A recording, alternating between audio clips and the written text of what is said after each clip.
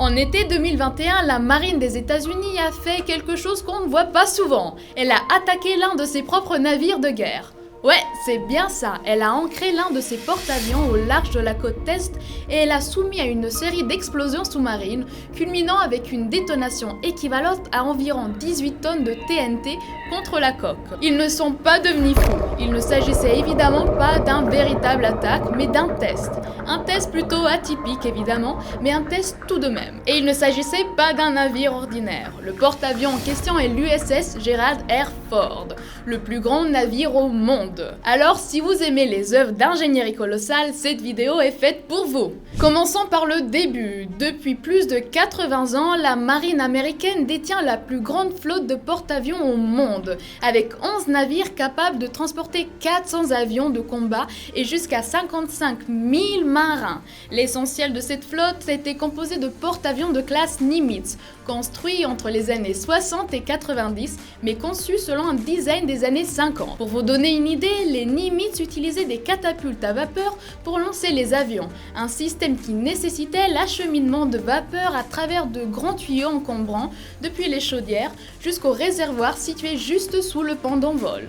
Au moment du décollage, la vapeur à haute pression était libérée dans un cylindre qui propulsait un chariot attaché à l'avion. En quelques secondes, ce mécanisme lançait l'appareil le long d'un rail comme une fronde technologique, le faisant passer de 0 à plus de 250 km/h en à peine 2 ou 3 secondes, suffisant pour décoller sans piste longue. Ces porte-avions étaient équipés de vieux réacteurs nucléaires Westinghouse A4W qui, bien qu'ils occupaient plus d'espace que les nouveaux modèles, n'étaient pas en mesure de supporter les besoins énergétiques croissants de ces navires, liés à l'usage des capteurs et des systèmes informatiques modernes. C'est pourquoi en 2008, la marine a commandé une nouvelle classe de porte-avions en 40 ans, la classe Ford. Le USS Gerald R. Ford, lancé en 2013, est le premier de cette nouvelle génération conçu pour durer 90 ans, avec les mises à jour nécessaires au fil du temps. À titre d'exemple, il est équipé de 4 hélices en bronze de 30 tonnes chacune. Avec 324 mètres de long pour 74 mètres de large, les porte-avions de classe Ford ont des dimensions comparables aux Nimitz, mais pèsent 4000 tonnes de moins,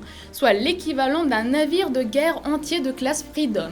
Ce gain de poids s'explique principalement par des réacteurs plus compacts et une automatisation accrue, permettant de réduire l'équipement, l'approvisionnement et surtout l'équipage de 20%. Cela reste un géant. On parle de 100 000 tonnes de déplacement et une capacité d'accueil de 4500 personnes à bord. Pour comparer, cela représente 20 trains de marchandises de 50 wagons pleins, ou encore mieux, imaginez-vous que ça représente près de 17 000 éléphants africains. Vous imaginez bien que mettre en mouvement un tel mastodonte demande bien plus qu'un simple coup de pouce. L'alimentation est assurée par 2 réacteurs nucléaires de nouvelle génération A1B, plus compacts et plus performants que les anciens A4W des Nimitz. La lettre A désigne l'Aircraft Carrier Platform, donc le porte-avions. Le A indique la première génération et le B vient de Bechtel, le constructeur du réacteur. Le réacteur nucléaire A1B fonctionne en cycle fermé.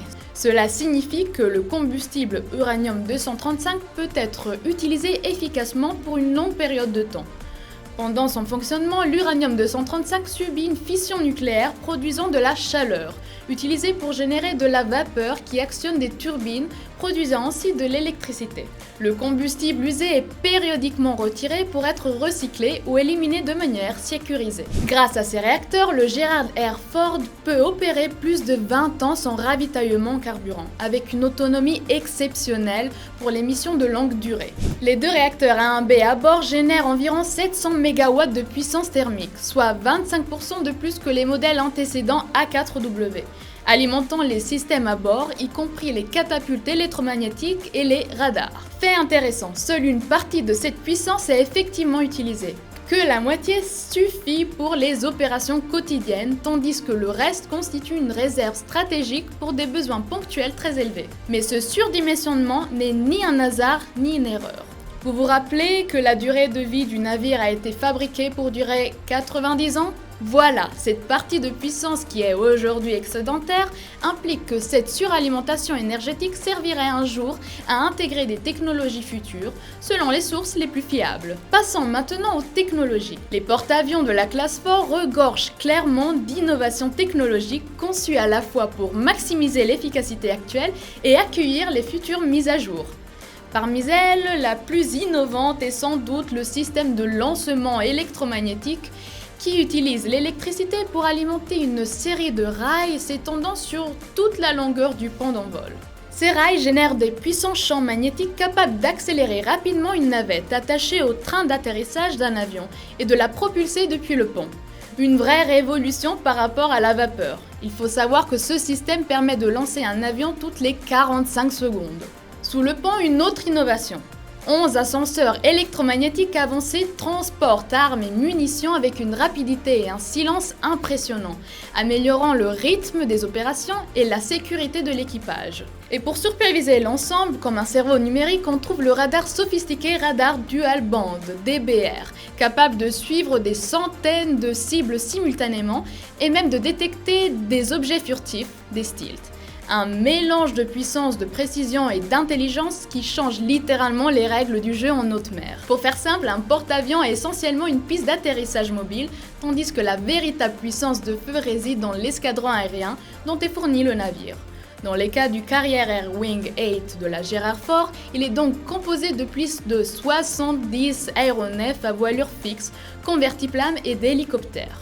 En particulier, on y trouve 3 escadrons de chasseurs FA-18E, Super Hornet, monoplace et un escadron de FA-18F, Super Hornet biplace, tous deux destinés aux missions air-air et air-sol. Ces appareils sont équipés d'une large gamme de missiles air-air pour intercepter avions, drones, missiles ennemis, ainsi que de missiles air-sol pour frapper d'autres navires.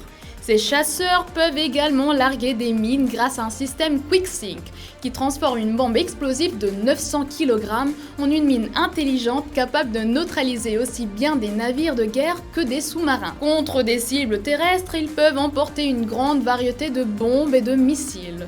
Bombes explosives non guidées à usage général, bombes à guidage laser, bombes à guidage satellite, bombes planantes et missiles de croisière pour frapper terrestre. Concentrer toute cette puissance de feu sur un seul porte-avions peut sembler pour certains un pari risqué. Pourtant, le test de 2021 avec lequel nous avons ouvert cette vidéo visait précisément à démontrer que le Gerald Ford est capable de résister à des impacts d'armes lourdes comme les missiles balistiques anti-navires, sans interrompre ses opérations. Le navire est de toute façon protégé par un groupe d'escorte composé de croiseurs, destroyers et sous-marins qui font office de garde du corps. Son prix environ 13,3 milliards de dollars pour la seule construction. Mais si l'on ajoute la recherche, le développement et la conception, on dépasse les 17 milliards. Un chiffre vertigineux justifié par l'introduction des technologies révolutionnaires telles que les catapultes électromagnétiques, EMALS, le système d'arrêt avancé, AAG, et les radars de nouvelle génération. Pour se faire une idée de l'évolution, il suffit de savoir qu'un porte-avions de la classe Nimitz, prédécesseur du Ford, coûtait seulement 8 milliards.